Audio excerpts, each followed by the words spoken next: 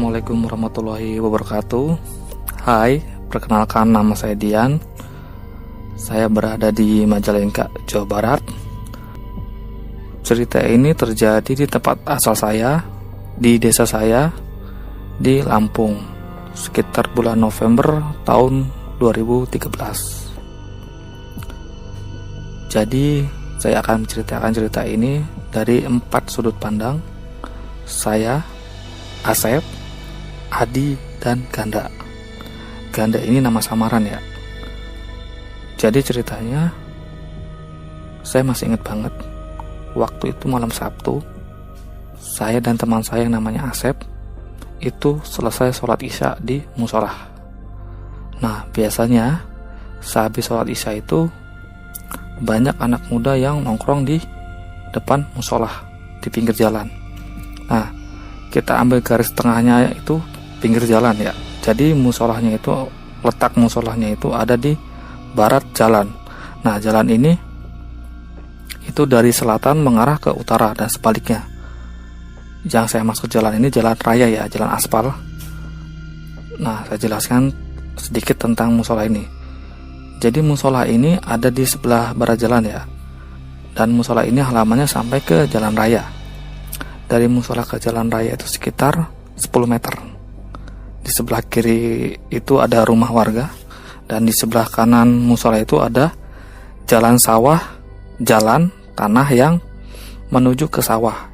Ingat ya, di sebelah musola ada jalan tanah yang ke arah sawah. Nah, di sebelah kiri musola itu kan ada rumah warga. Di depan rumah warga itu ada pohon sawo yang bentuknya seperti payung. Jadi pohon sawo itu sekitar tingginya itu ada 3 meter atau 4 meter lah. Nah, bentuknya itu seperti payung pohon sawo itu. Di bawah pohon sawo itu ada ranjang yang terbuat dari bambu. Tahu ya ranjang ya? Ranjang yang terbuat dari bambu. Itu biasanya untuk duduk-duduk yang punya rumah di situ. Nah, ranjang itu juga biasanya dipakai nongkrong-nongkrong sama anak-anak muda sekitar situ. Nah, tapi nggak tahu kenapa malam itu selesai sholat isya, yang biasanya duduk situ nggak ada. Jadi cuma saya dengan si Asep. Asep ini umurnya sekitar 13 tahun kalau nggak salah waktu itu, dan saya umurnya masih sekitar 15 tahun. Tahun 2013. Adalah sekitar 1 jam saya duduk di bawah pohon sawo itu dengan si Asep. Tapi nggak ada satupun yang datang. Nggak kayak biasanya ramai gitu di bawah pohon sawo itu. Tapi nggak tahu kenapa malam itu sepi banget. Nah, saya ngomong lah ke Asep, "Sep, kok sepi banget ya malam ini? Pada kemana ya?" Asep cuma ngejawab, "Nggak tahu." Nah, akhirnya saya cuma tidur-tiduran sambil dengerin musik dari HP kan. Nggak lama dari itu, perasaan saya kok pengen pulang terus. Nggak tahu kenapa. Tiba-tiba ada perasaan pengen pulang terus. Pulang gitu. Perasaan di hati itu rasanya kok pengen pulang gitu. Ya udahlah, akhirnya saya nggak tahan lagi. Saya ngomong lah ke Asep, "Sep, saya pulang ya." Asep cuma duduk aja di situ, nggak ngejawab. Nah, waktu saya pulang, jadi saya pulang itu ke arah utara. Jadi ngikutin jalan raya gitu, ke arah utara. Nah, sekarang ganti cerita dari Asep yang duduk di bawah pohon sawo itu. Kata si Asep, gak lama dari saya pulang, mungkin saya belum sampai rumah lah, kata si Asep. Karena jarak saya dari musola ke rumah itu ada sekitar 100 meter. Si Asep ini ngelihat ada yang lewat sambil lari kecil dari arah selatan jalan raya. Berarti dari sebelah kirinya si Asep. Dan ternyata itu Ricky. Ricky itu nama samaran. Jadi Ricky itu masih teman permainan gitu, sepermainan gitu. Nah, Ricky ini umurnya sekitar 15 tahun. Si Asep ini kan duduk sendirian di bawah pohon sawo itu ya. Ngelihat ada teman ya dipanggil dong. "Ki, mau kemana?" kata si Asep. Teriak Asep ya. tapi si Ricky ini nggak nengok sama sekali. Nah akhirnya si Asep lari ngejar si Ricky itu. Jadi si Ricky ini larinya ke arah utara, jadi ke arah saya pulang. Nah karena si Ricky ini larinya pelan, kayak pelan gitu larinya kata si Asep, akhirnya kejar lah dengan si Asep. Nah jadi sekarang posisinya Asep ini ada di sebelah kanannya si Ricky. Nah dipukullah pundaknya si Ricky dengan si Asep, sambil si Asep ngomong, mau kemana, kata Asep ya. Nah si Ricky nengok terus ngejawab, mereka pada kemana ya, kata si Ricky. Nah di situ si Asep langsung ngeh, oh mungkin yang dimaksud si Ricky ini anak-anak muda yang biasa nongkrong di bawah pohon sawo gitu, kata si Asep. Nah si Asep ngejawab, nggak tahu. Nah akhirnya mereka jalan lah bareng, bukan jalan sih, lari bareng lah. Mereka lari bareng, hampir sampailah ke depan rumah saya. Jadi di depan rumah saya ke sebelah kiri itu ada 3 rumah. Nah di rumah ketiga itu ada jalan ke belakang yang arahnya itu ke jalan 2. Jadi desa saya ini ada 2 jalan. Satu jalan raya, jalan aspal, yang kedua itu jalan tanah yang ada di belakang. Nah jadi untuk ke jalan belakang itu harus ngelewatin jalan kecil, jadi kayak jalan setapak gitulah, ngelewatin belakang rumah warga. Nah untuk sampai ke jalan 2 itu harus ngelewatin pohon bambu. Nah setelah pohon bambu barulah sampai ke jalan 2. Nah si Ricky ini beloklah ke situ, si Asep ngikut aja. Nah di sini si Asep baru ngerasa aneh. Waktu sampai ke bawah pohon bambu itu si Ricky itu hilang. Jadi kata si Asep itu bentuknya itu hilang gitu loh, kayak bayangan di bawah lampu gitu, hitam. Nah seperti itu kata si Asep. Nah akhirnya sampailah mereka ke jalan belakang, yaitu jalan 2 saya nyebutnya. Nah sampai di situ mereka berbeloklah ke sebelah kanan, ke arah utara lagi. Ada sekitar 100 meter dari situ itu ada masjid. Di perempatan jalan itu ada masjid di sebelah kanan. Jadi perempatan jalan ini, kalau ke kanan itu ke jalan depan lagi, ke jalan raya, ke kiri itu jalan buntu, ke depan itu jalan tanggul. Tahu tanggul ya, saluran irigasi yang biasanya jembatannya itu ada tempat untuk duduk-duduk gitu. Nah sampai di perempatan jalan itu si Asep ini kebelet kencing, akhirnya dia berbeloklah ke sebelah kanan. Nah si Asep ini kencing di bawah pohon mangga. Nah si Asep kencing, si Ricky juga ikut kencing. Nah waktu kencing itu kata si Asep, si Ricky ini kencingnya normal, biasa, cuma lebih deres kata si Asep. Akhirnya si Asep udah di perempatan itu, Asep ngeliat ada anak-anak remaja lah ya, seumuran dia mungkin. Nah di situ si Asep berhenti. Nah udah itu si Ricky ini kata si Asep itu ngelanjutin perjalanan ke arah utara. Jadi dia jalan sendirian gitu ke arah utara si Ricky ini. Oke, sekarang ganti sudut pandang dari sudut pandangnya Adi. Nah waktu Kiki jalan sendirian ke utara itu kan mau ke tanggul, ke arah tanggul.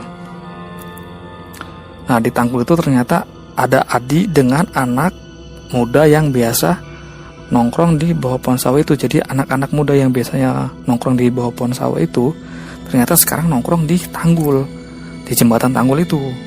Jembatan tanggul ini lebarnya sekitar 1,5 meter dan panjangnya juga sama 1,5 meter. Jadi cuma segitu panjangnya. Nah di tanggul ini ada sekitar 10 atau berapa orang gitu, 10 orang lebih lah kata Adi. Nah si Adi ini ngelihat dari arah selatan itu kok ada orang jalan, pokoknya jalannya tuh katanya aneh banget gitu. Jadi waktu si Ricky ini jalan arah ke tanggul itu harus ngelewatin kebun untuk sampai ke tanggul. Nah di tanggul itu ada 2 rumah terakhir ya, rumah terakhir di situ hadap-hadapan. Nah di atas tanggul itu si Adi ngeliat gini, itu siapa? Kok ada orang jalannya aneh banget, kata Adi kan. Nah akhirnya ada juga lah yang ngelihat. Iya siapa itu, kata yang lihat, yang orang lain itu yang ngelihat. Nah akhirnya si Ricky itu makin deket kan. Nah makin deket makin aneh, kata si Adi ini. Itu siapa? Nah karena si Adi ini belum tahu itu siapa, masih dilihatin aja. Kok aneh banget jalannya, katanya. Jadi jalannya itu kata dia itu kayak letoy, kayak apa ya, kayak kain ketip angin gitu loh. Nah kesorotlah dengan lampu rumah yang ada di pinggir-pinggir tanggul itu. Oh ternyata Ricky, kata mereka. Nah akhirnya si Ricky itu mendekatlah ke jembatan. Akhirnya sampai di jembatan. Nah waktu di jembatan, semenjak Ricky datang, kata Adi, si Adi ini ngerasa gak enak, sama sekali gak enak. Pokoknya semenjak Ricky datang, jadi gak enak suasananya, kayak mencekam gitu, kata si Adi kan. Nah akhirnya yang lain juga ngerasain hal yang sama. Terus si Ricky ini, kata Adi, itu katanya ketawa terus, katanya ketawanya tuh bukan pelan ya, tapi keras gitu, kayak wahahaha gitu. Nah di situ si Ganda yang kira-kira umurnya lebih tua dari mereka itu nanyalah ke si Ricky, kamu Ricky bukan, katanya. Ditanya lagi gitu kan. Ricky lah, kata dia. Jawab si Ricky ini, jawab. Terus ditabok lah si Ricky ini, ditampar gitulah, ditabok atau ditampar gitu. Tapi dia tetap ketawa. Nah disitulah keanehannya, orang dipukul kok malah ketawa, katanya. Nah si Adi ini nyubit lah perut sebelah kirinya si Ricky, katanya. Dicubit, itu nyubitnya nggak pelan, keras, kata dia. Tapi si Ricky malah ketawa. Nah habis itu si Ganda nanya, nama bapak kamu siapa, kata si Ganda. Si Ricky ngejawab. Nah ternyata jawabannya si Ricky ini benar, nama bapaknya dia. Nah semua yang ada di situ bingung dong, ini Ricky apa bukan gitu kan. Beda gitu, kerasnya beda, mencekam gitu semenjak dia datang gitu. Nah setelah ditanya-tanya, tiba-tiba mbaknya si Ricky ini nelpon si Ganda. Nah mbaknya Ricky ini nanya, "Dak, kamu lagi ada di mana?" kata mbaknya Ricky kan. Lagi ini mbak, lagi main di atas tanggul, kata Ganda kan. Terus si Ganda ngomong lah, "Mbak, Ricky ada di rumah nggak?" kata si Ganda kan. Kata mbaknya Ricky, "Ada, ini lagi tidur." Nah pas ngedenger itu semua, karena itu kan teleponnya di loudspeaker gitu, jadi semuanya bisa denger. Waktu denger omongannya mbaknya Ricky ini, Ricky ada di rumah lagi tidur, itu semua ada yang ada di tanggul itu bubar.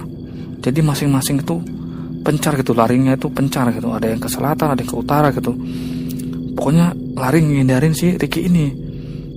Udah gitu kan pencar jadi 2 kelompok ya. Nah masing-masing itu yang kelompok itu pulang gitu kan. Ada yang pulangnya ke utara ngehindarin si Ricky ini, ada yang pulangnya ke selatan ngehindarin si Ricky. Nah si Ricky ini ternyata ngikutin si Ganda terus. Waktu pulang itu kan si Ganda dengan mau nggak mau ya, si Ganda dengan si Ricky ini harus jalan bareng, karena rumahnya si Ganda dengan si Ricky ini satu jalan ke arah musola itu. Jadi dia datang dari arah selatan musola. Waktu pulang berdua itu si Ganda, kata si Ganda ya, itu tangannya si Ganda itu jadi kayak ngerangkul lehernya sedikit loh. Jadi agak-agak sedikit nunduk gitu, karena lehernya itu dirangkul gitu supaya nggak lari si Ricky ini. Gak tahu kenapa, entah apa yang ada di pikiran si Ganda waktu itu kayak gitu.